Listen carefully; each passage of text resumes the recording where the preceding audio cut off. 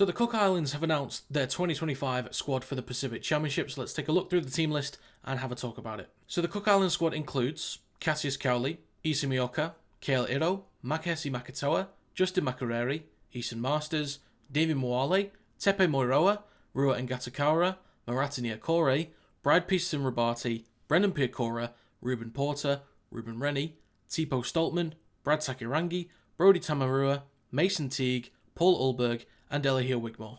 First of all, I am very happy that Cook Islands now have some of the stronger and more experienced options available this year. Nations like the Cook Islands, PNG and Fiji need their best players available to start making that jump to compete with the likes of Samoa, Tonga and New Zealand. One of those players was Kale Iro, who wasn't in the side last year but comes in for 2025 off the back of a very solid season with the Sharks, and he brings a greater wealth of experience and quality, whether he plays at fullback or at centre. You've got guys like Brad Takirangi, who will once again be the general at number 7. He'll likely be paired with Eason Masters again, who's not a typical number 6, but he does have experience there and has a good step and a bit of pace, so could still be effective as a ball runner at this level. And with another year together in the halves, maybe there's more chemistry and a stronger partnership. But Brad Takirangi usually leads that side around pretty nicely. Decent kicking games, normally very calm and composed, so we'll see if he can do it again this year. There are also plenty of Cookies regulars that are back in this year that can contribute in all areas, like Ioka, Ngatakara, Peter Rabati, Rennie, Teague, Wigmore, and especially Makatoa. They all help to contribute in building a very physical and quick Cook Island side in 2024, and they'll now come in with even more experience. And while Kale Iro is a major player to return as well as mentioned earlier, there are 3 other big names in this Cook Island squad that need to be talked about, that can really help to elevate them, especially in the forwards. One, of course, is Davy Moale, a very physical ball runner, typically provides very strong carries and will be huge for defensive work against other big men through the middle as well, given his experience. Then you have Brendan Piakora. He brings a great mix of pace, skill, and now experience with the Broncos. He comes into the Pacific Championships off the back of a grand final win. He's now going to be huge down that left edge for the Cook Islands. And finally, Maratini Akore.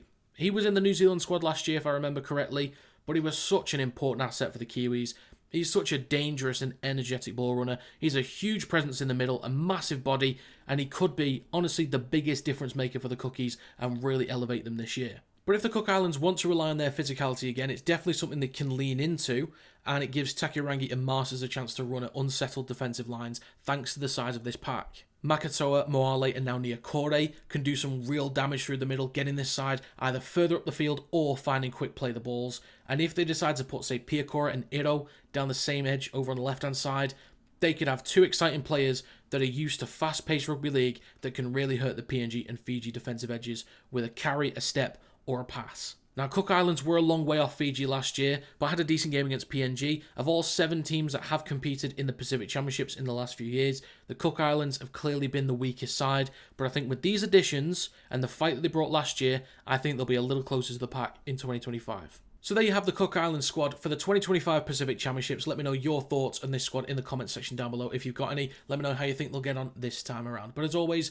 if you enjoyed, feel free to leave a like. It does help to get the video out there to more people. Subscribe to the channel to stay up to date with more Kinetic Rugby League content. And if you'd like to become a member, you can do by clicking the link in the description down below. But that's going to be it. Thank you very much for watching, and I will see you next time.